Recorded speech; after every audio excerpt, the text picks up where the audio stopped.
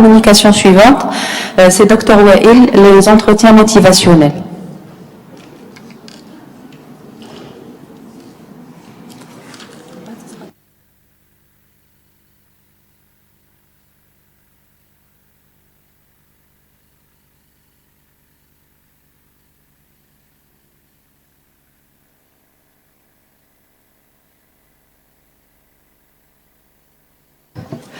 Qui dit sévrage, désintoxication, dit aussi motivation, c'est-à-dire la capacité d'une personne ou les processus qu'une personne va engager pour arriver à un changement d'un comportement. Le principe de motivation, historiquement parlant, a été décrit par un psychologue américain qui s'appelle Miller, qui a été créé pour les gens qui ont un trouble lié à l'utilisation de l'alcool.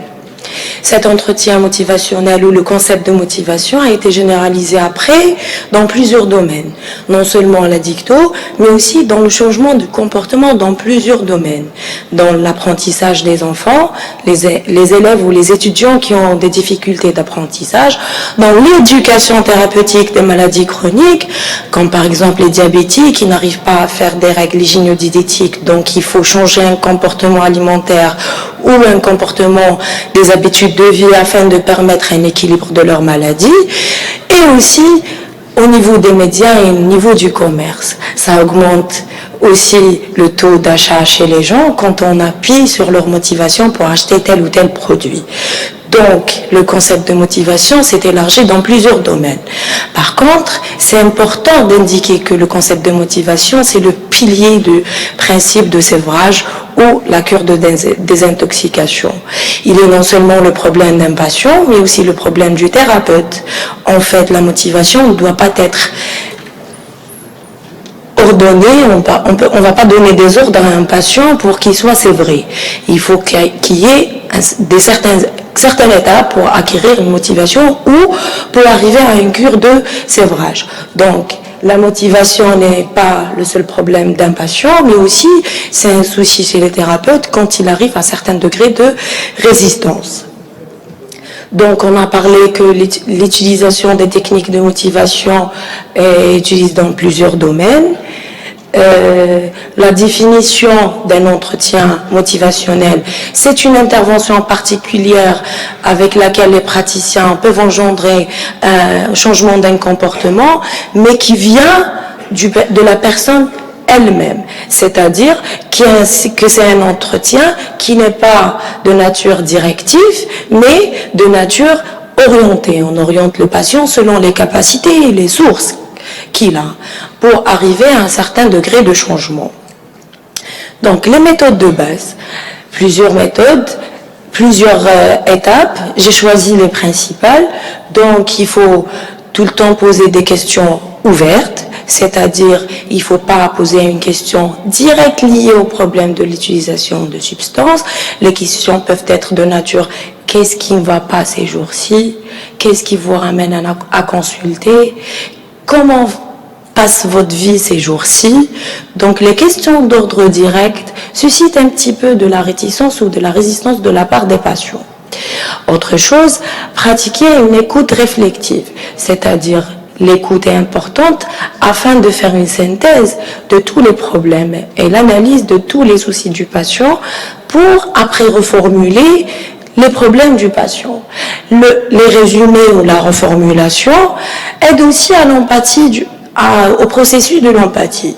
Quand le patient raconte son histoire, on peut, parmi les méthodes de reformulation, et celle que si je comprends bien l'utilisation de telle ou telle substance, ou le fait que vous mangez beaucoup, ou le fait que vous vous habillez de telle façon, tout ça c'est des comportements qu'on a envie de changer, c'est une ambivalence que la personne est en train de vivre. C'est cette ambivalence qu'il faut faire une écoute réflexive afin d'aboutir au changement. L'écoute permet de résumer le fait de dire que si je comprends bien que vous m'avez dit ça et ça et ça et ça, tous les dires du patient, ceci dit que le thérapeute a bien compris les problèmes de la personne. Exprimer de l'empathie, l'empathie c'est se mettre à la place de l'autre. Et un exemple, c'est de dire à un patient, j'imagine que vous avez passé une période très dure quand vous étiez obèse. J'imagine que c'était dur de trouver des vêtements. J'imagine aussi que vous avez des difficultés avec votre épouse quand vous rentrez seul à la maison. Donc cette empathie, le fait de se mettre à la place de l'autre, de comprendre ses ressentis, facilite la relation thérapeutique afin de faire les autres étapes du changement ou des entretiens motivationnels. Les étapes des entretiens motivationnels ou qui mènent vers le changement puis le maintien de changement, généralement l'entrée est dans la phase de précontemplation. Les précontemplateurs, c'est des gens qui ne voient aucun intérêt pour le changement de leur comportement. Vous allez me dire, s'ils ne voient pas l'intérêt du changement, comment qu'on pourrait savoir que cette personne-là comment qu'elle est impliquée dans un circuit de soins? En fait, la motivation vient des facteurs externes, soit une maladie, soit des conditions sociales ou socio-professionnelles, des difficultés socio-professionnelles. On trouve ça par exemple chez les gens qui fument, chez les tabagiques chroniques, qui n'expriment aucune envie pour arrêter le tabac, mais par contre, ils sont impliqués dans un circuit de changement par rapport à un cancer de poumon, par rapport à un BPCO, ce qui nous a permis de faire un petit peu les statistiques des gens qui sont dans la classe de la phase de précontemplation. La deuxième phase, les gens vont progresser quand ils entrent dans un circuit de changement vers une phase de contemplation. La phase de contemplation, c'est quand le patient ou la personne, elle est consciente qu'elle veut changer, elle est en train de faire une balance entre ce qu'il faut faire et ce qu'il ne faut pas faire, le coût physiologique, financier, pour avoir les résolutions. Exemple, si je vais arrêter de fumer, je vais être stressé durant la journée. Mais en parallèle, je vais être bien dans ma santé. Donc, quand il fait tous ces coûts, il fait aussi les coûts financiers. Je vais dépenser moins. Je vais pouvoir profiter de mon argent dans d'autres choses de plaisir. Ça, c'est une deuxième étape du changement. La troisième étape étant la décision. Dans ce cas-là, la personne, elle a pris sa décision et étudie les moyens qu'elle pourra mettre en œuvre pour le changement de son comportement. Que ce soit un changement de comportement lié à l'utilisation de substances ou n'importe quel changement. Parce qu'en fait, même les gens qui ont des comportements liés, par exemple, à l'alimentation, il y a aussi des gens qui ont des comportements qui ne sont pas pathologiques, qui aimeraient bien changer. Je donnerai l'exemple des femmes qui ne portent pas le foulard, qui aimeraient bien porter le foulard. Mais elles sont dans une ambivalence. Je le porterai pas. Donc, c'est vrai qu'il y a un aspect, que ceci a un aspect religieux, mais le changement de comportement lui-même est dans une ambivalence. Quand on arrive à la phase de décision, c'est qu'on met toutes les procédures et toutes les méthodes pour passer au changement. La quatrième étape, c'est l'action. C'est qu'on commence à changer. Les gens commencent à diminuer, à arrêter les substances. Les gens commencent à régler leur alimentation et ainsi de suite. Pour les apprentissages aussi, c'est des gens qui commencent à stimuler leur cerveau par des tests cognitifs, par de la lecture, par des mots croisés. Donc, on s'implique, c'est bon, on est dans l'action. La quatrième, après la décision, on est dans l'action, on en a déjà parlé. Le maintien, c'est passer au comportement et les maintenir pendant une durée. Généralement, la période de l'action et le maintien, elle est de 3 à 6 mois. Donc, si on maintient 3 à 6 mois le maintien et l'action, on est déjà dans le stade de maintien. Donc, c'est possible que dans la phase de décision, il y a une sortie temporaire afin de faire le bilan. J'arrête pas. Quand on arrive au stade de maintien, c'est la sortie permanente du comportement. Par contre, la rechute, c'est une étape de mouvement du changement, c'est-à-dire elle fait partie du processus thérapeutique. N'importe quel comportement, on maintient le changement, on arrive jusqu'au maintien et pour une condition ou pour une autre, on a la rechute. Donc la rechute fait partie du processus thérapeutique et l'individu se retrouve dans un nouveau cercle, c'est-à-dire si quelqu'un rechute après un maintien, on recommence le cycle depuis son début. Donc, il faut mettre l'accent dans ce processus de changement sur les différentes contradictions qu'on peut vivre par rapport aux différents facteurs, que ce soit environnementaux, sociaux, religieux. Aussi, éviter tout ce qui est confrontation. Ne pas forcer les résistances, c'est-à-dire si quelqu'un n'arrive pas à changer, il faut accepter la liberté de la personne, mais aussi accompagner le patient ou la personne afin de changer son comportement pathologique. Alors, la balance motivationnelle. En fait, la balance motivationnelle, il y a deux. Avantage et inconvénient. Ceci dit que l'avantage n'est pas seulement dans le changement, mais aussi dans le comportement. Exemple, quelqu'un qui prend de l'alcool. Il a des avantages et des inconvénients dans son comportement pathologique. C'est-à-dire, il va nous dire, c'est vrai que c'est mauvais pour la santé, je dépense beaucoup, je fais des problèmes avec mon épouse, j'ai des problèmes dans ma profession, mais aussi des avantages et qu'il faut respecter parce qu'en fait, c'est une réalité. Quelqu'un d'anxieux qui prend un verre, il est détendu, ça diminue sa souffrance psychologique. Quelqu'un qui prend un joint et qui a des soucis par rapport à l'intégration sociale. Ça, on le voit généralement chez les adolescents qui n'ont pas beaucoup d'amis et qui font des amis par le biais de quelque chose. Exemple, les joints de cannabis. Il va vous dire oui, c'est vrai qu'il y a des inconvénients par rapport à la prise de cannabis, mais aussi j'ai des avantages. Je me sens mieux.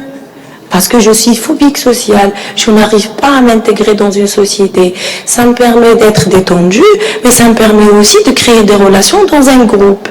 Donc dans la balance décisionnelle, il ne faut pas prendre en considération juste l'inconvénient du comportement, mais le comportement lui-même est un comportement qui apporte des avantages. La balance décisionnelle, après, en fait, l'entretien motivationnel, c'est une première étape des thérapies cognitives et comportementales. Les différentes psychothérapies qui aboutissent à un changement de comportement. Donc, quand on fait la balance décisionnelle, il faut prendre en considération même les avantages du comportement pathologique. C'est-à-dire, c'est vrai que le comportement pathologique a des inconvénients, mais aussi, il a du bien. Il fait du bien à la personne. Donc, les pièges motivationnels, c'est-à-dire dans l'entretien motivationnel, il y a des choses qu'il faut éviter afin de progresser dans votre entretien. Premièrement, les questions-réponses enchaînées, c'est-à-dire les questions genre policier. Oui, vous buvez, oui, combien, 4 verres, à quelle fréquence, une fois par semaine. Ceci met le patient en gêne, il ne peut pas vous raconter toute l'histoire de sa vie afin de faire une bonne analyse. La confrontation. Dans la confrontation, c'est un problème aussi par rapport à l'image qu'on peut donner au patient. Se jouer comme un expert. Oui, vous buvez, mais je suis désolée, je suis un professeur en psychiatrie, je connais assez. Je suis mieux placé que vous pour connaître la substance. Alors qu'en réalité, les gens qui utilisent les substances sont les meilleurs experts de l'utilisation des substances parce que même les études neurobiologiques, neurophysiologiques se sont basées sur les sensations des personnes pour pouvoir rattacher ces sensations aux différents centres du cerveau, aux différents organes.